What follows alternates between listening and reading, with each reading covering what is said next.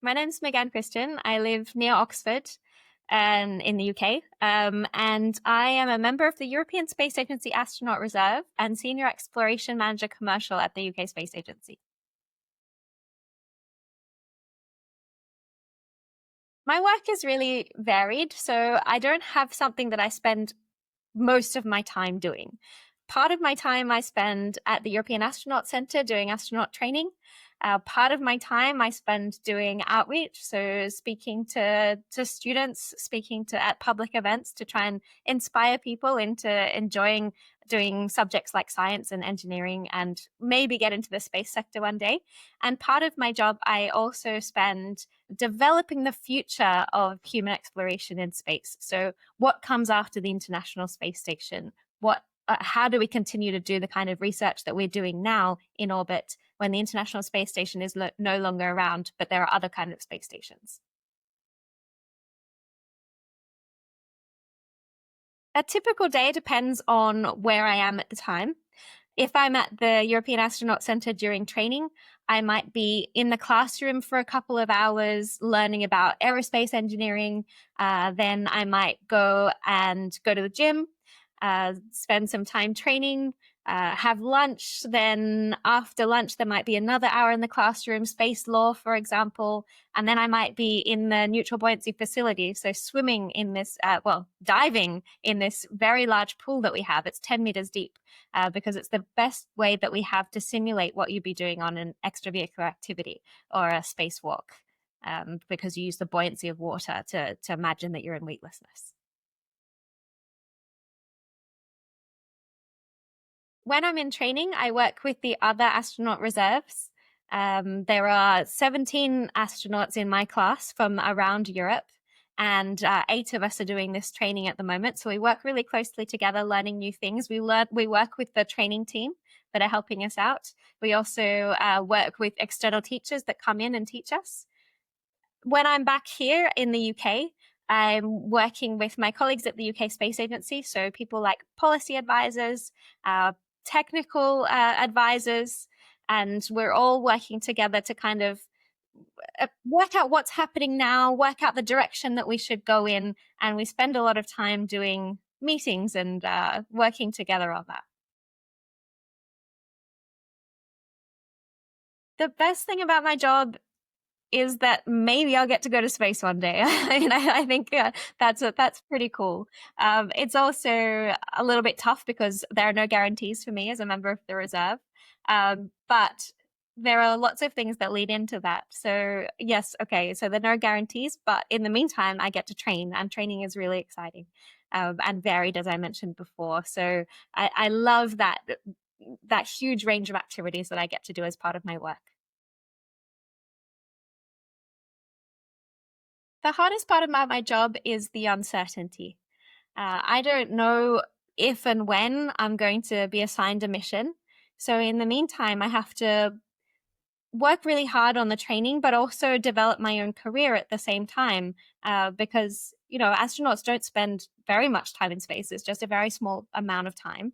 And outside of that, especially as a member of the reserve, we have our own careers. So we have to work out how to develop that career and balance it with the training that we're doing as well. I was definitely fascinated by space when I was in primary school and we first started learning about the stars and planets and things like that. But I didn't actually think of astronaut as a possible job for me. I knew I loved science and maths and problem solving, so I ended up doing a degree in engineering in industrial chemistry. And from there, I went on and did a PhD. I was working on nanomaterials for alternative energy applications. So, still nothing to do with space. But then I went to Italy. I moved to Italy to do a postdoc, so continue my research career. And I was there for 9 years, actually, working on a material called graphene for lots of different applications. And one of them had something to do with space. So I was using this material that I was making for cooling devices in satellites. So I got to go on a parabolic flight. I got to experience weightlessness while I was testing my materials. So that was part of it. And the other part was that I spent a year in Antarctica doing climate change research. And this was completely outside of my comfort zone. It was completely outside of any work that I had done before. It was an amazing, extreme environment, really inspiring, and I loved it. I loved that steep learning curve that I had to develop the kind of skills that I needed to work there. And so I learned a lot about myself. I was inspired by the environment. And actually, the work that you do in Antarctica is quite similar to the work that astronauts do on the International Space Station. So it seemed like the next logical step. And so a couple of years later, when for the first time in 13 years, the European Space Agency opened applications for astronauts, I applied and somehow made it through to the end. My education was, I really enjoyed school.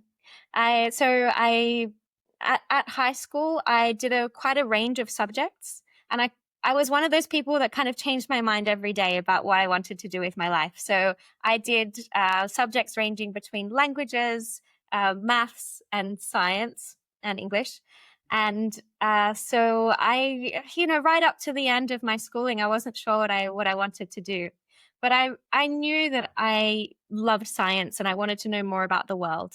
And I was involved in some extracurricular activities as part of my school, in particular one called future problem solving. And so that really helped me to learn how to, in a structured way, solve problems. And that was perfect for engineering.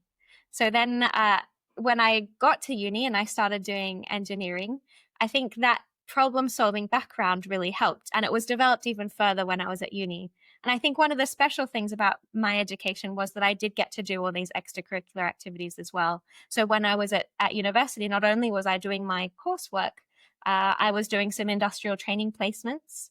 And I was also doing a whole lot of clubs activities. So I would spend time in the theater, on stage and backstage. I would do a lot of singing, and also some volunteer programs helping to welcome new people onto campus. And so I think it was that really, again, that really varied sort of well-rounded experience that I got that then helped me when I eventually applied to become an astronaut.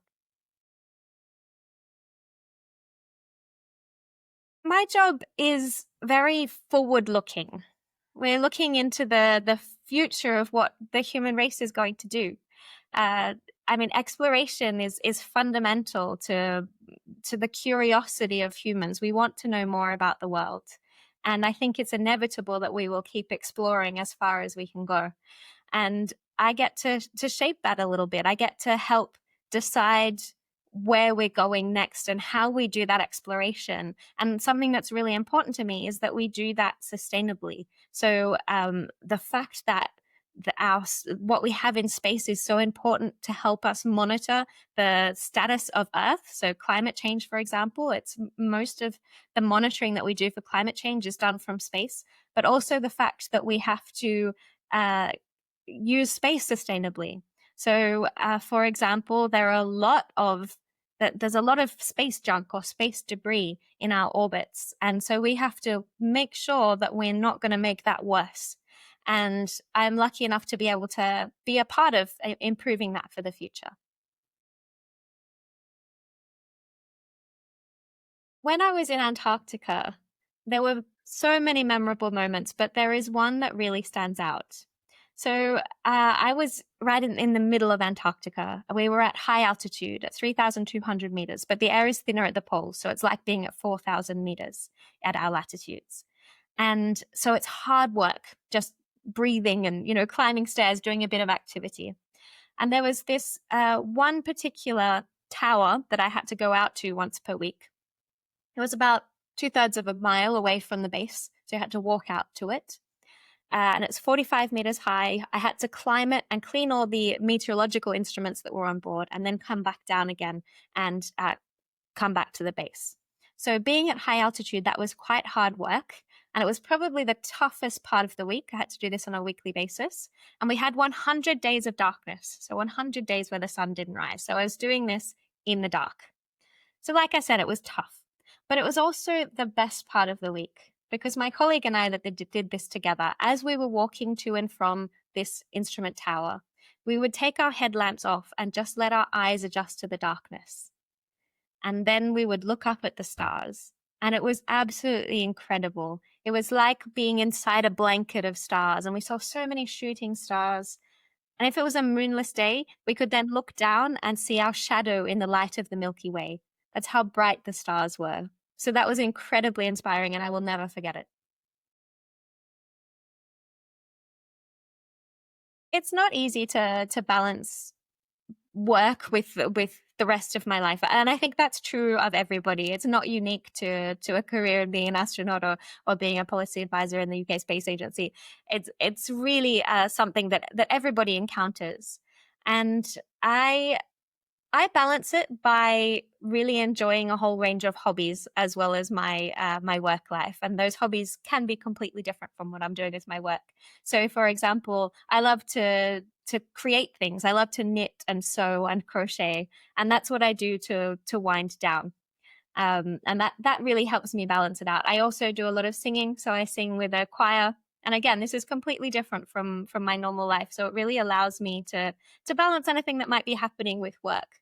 And then I have kind of adventure sport hobbies as well, which I just really enjoy doing, but they're also in a way helping me in potential astronaut career. For example, one of my favorite activities is scuba diving, and as I mentioned before, we scuba dive in the neutral buoyancy facility to practice for spacewalks. And so my scuba diving hobby actually helps me in my work. So I have a combination of hobbies that some of them really balance perfectly what I'm doing with work because they're completely different, and some of them actually help me with my work too. When I was in my last couple of years of school, I was quite worried about what subjects I should choose, and then what degree I should choose going into university, because I thought it would trap me into doing that for the rest of my life. And what if I made the wrong decision? So I wish somebody had told me that it really didn't matter. You just have to choose what you love at the time, follow that, and then things happen, things change. I never thought that I was going to get to go to Antarctica or become an astronaut. But the key was that I followed what I really enjoyed doing. I got to a good level at that, but at the same time, I was listening out for interesting opportunities. And when interesting opportunities came up, like the Antarctica one, for example, I had to be brave enough to take them. And I think that is key. You're not trapped into a particular career path. In fact, I think it's very rare that you'll end up doing exactly what you decide to do in those when you're really young, when you're 16, 17, 18 years old. And so don't be afraid of that. And I wish somebody had told me.